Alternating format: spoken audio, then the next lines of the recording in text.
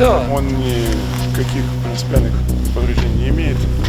No teatro de guerra no leste ucraniano, dentro do objetivo da máquina de guerra de Moscou de conquistar a totalidade do Oblast de Donetsk, as forças russas estão aproveitando ganhos estratégicos após a recente captura de Vuhledar para consolidar avanços ao sul e conquistar mais uma cidade ucraniana.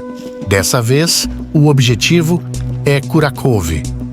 E para tal conquista, os russos colocaram mais de 70 mil soldados nessa direção, segundo os ucranianos.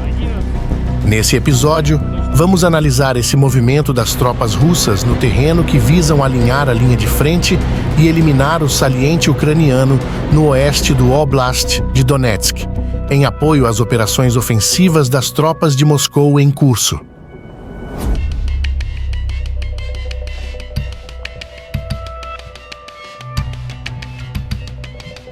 Kurakhove é uma cidade localizada no Oblast de Donetsk e que desde o início da guerra tem sido um dos bastiões ucranianos que conectam Donetsk com o resto da Ucrânia. Desde setembro, a cidade tem emergido como novo palco de intensos confrontos recentes. Kurakhove está situada próxima ao rio Vovcha e ao reservatório de Kurakhove, elementos geográficos que influenciam diretamente a mobilidade e a logística militar na área. Com forte resistência, em 10 de novembro de 2024, a cidade estava cercada em 3 lados por forças russas, com tropas a menos de 3 quilômetros do centro de Kurakhove. Segundo relatos do início de novembro, aproximadamente 700 a 1.000 residentes permaneciam na cidade, vivendo em condições precárias, sem acesso à água corrente, aquecimento ou eletricidade. Infraestruturas essenciais, como hospitais, escolas e a estação de tratamento de água, foram destruídas devido a bombardeios constantes. Essas imagens que você vê agora são do centro de Kurakhove, publicadas em 14 de novembro. Lembrando que para chegar nesse cerco, no início de setembro de 2024, no contexto da ofensiva de verão, as forças russas intensificaram as ações no oeste do Oblast de Donetsk, tentando cercar Kurakhove pelo norte e sul e alinhar a linha entre Sontsivka e Shakhtarsk. Em 1º de outubro, capturaram Vuhledar e avançaram em direção ao norte e noroeste, além de realizar progressos a nordeste, nas proximidades de Antonivka e Katerinivka. Relatórios de 14 de novembro indicaram que as forças russas estão a alguns quilômetros ao sul da linha de assentamentos Romanivka, Uspenivka, Suky Yar, onde as forças ucranianas podem estabelecer defesas. Avanços a nordeste de Downy sugerem uma pressão contínua sobre as posições ucranianas em Kurakhove.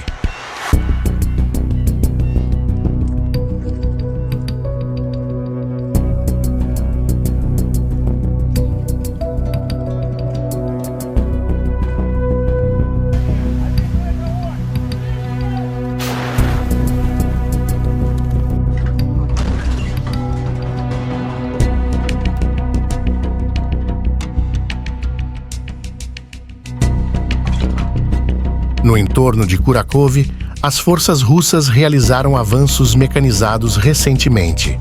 Em 12 de novembro, imagens geolocalizadas mostraram unidades russas ao longo da rua Zaporizhzhia, com participação de 12 veículos blindados russos no ataque, dos quais 3 tanques e 6 veículos de combate de infantaria foram destruídos, segundo uma brigada ucraniana. Simultaneamente, 3 grupos de infantaria russa tentaram, sem sucesso, cruzar o rio Vovcha ao norte de Kurakhove.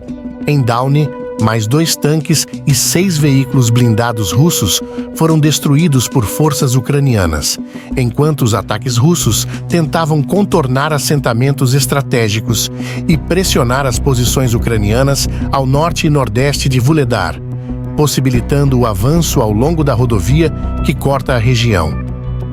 No tabuleiro do conflito, Kiev está diante de uma jogada delicada, visto que existe a possibilidade real de cerco russo em Kurakhove, e tudo indica que as tropas ucranianas vão precisar fazer um recuo tático na região.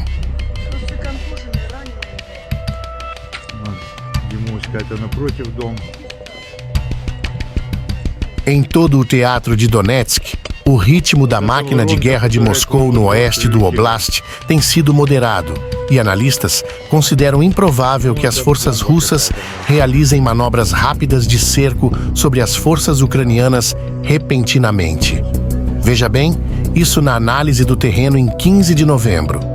Só nas últimas 5 semanas, as forças russas avançaram aproximadamente 10 quilômetros na linha Vuhledar-Prechestivka. Teoricamente, essa taxa de avanço russo no terreno permite às tropas ucranianas recuar sem risco de cerco. Isso caso Kiev opte por realizar um recuo tático. Segundo analistas, mesmo que o saliente ucraniano ao redor de Kurakhove seja neutralizado, isso não implicaria no colapso da linha de frente nessa direção, já que há assentamentos defensáveis mais a oeste de Kurakhove. Embora ataques russos no oeste de Donetsk devam continuar, o desgaste das forças russas lança incertezas sobre sua capacidade de exploração em novos avanços, podendo abrir espaço para que as forças ucranianas retomem a iniciativa no futuro.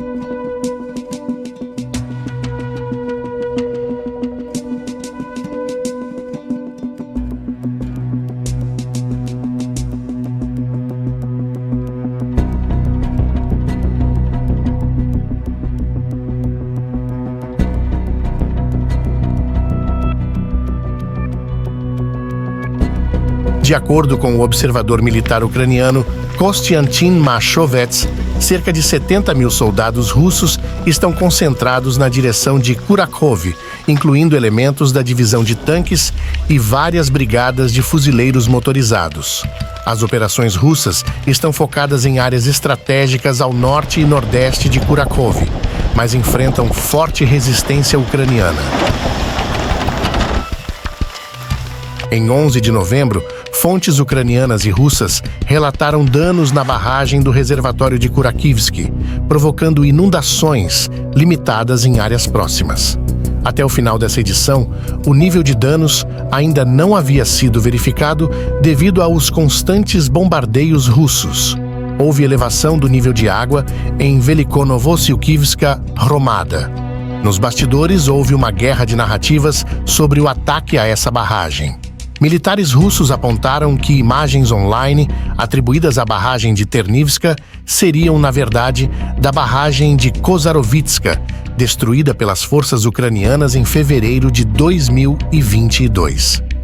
Fontes ucranianas e russas discordam sobre a autoria dos danos na barragem, embora relatórios indiquem que as forças russas possam tê-la atingido em setembro de 2024 para provocar inundações e facilitar o cerco das forças ucranianas ao norte e sul de Kurakhove. A perda da barragem complicou ainda mais a situação humanitária na região, já afetada por bombardeios constantes e pela destruição de infraestruturas essenciais. Para a Ucrânia, manter Kurakhove significa preservar um bastião defensivo crítico no leste e impedir que a Rússia alcance uma posição estratégica vantajosa. Para as forças russas, a captura da cidade poderia marcar um progresso importante em sua tentativa de consolidar o controle sobre todo o Donbas.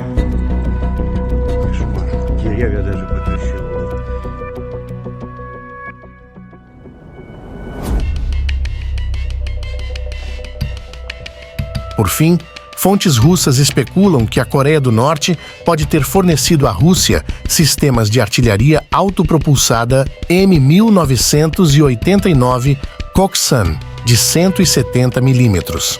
Militares russos divulgaram imagens de um trem transportando esses supostos sistemas de artilharia norte-coreanos na cidade de Krasnoyarsk, no Krai de Krasnoyarsk. Deixamos um artigo exclusivo sobre essa nova peça de artilharia chegando ao fronte para quem se interessar por uma leitura complementar. O link está na descrição.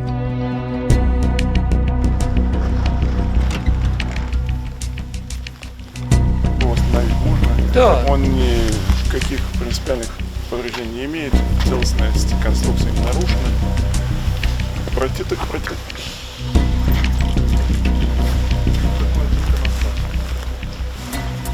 Вареный дух, говорит, ничего страшного не будет. Роспись, конечно, она уже пострадает. Говорит, необычная. Ну и в целом, видите.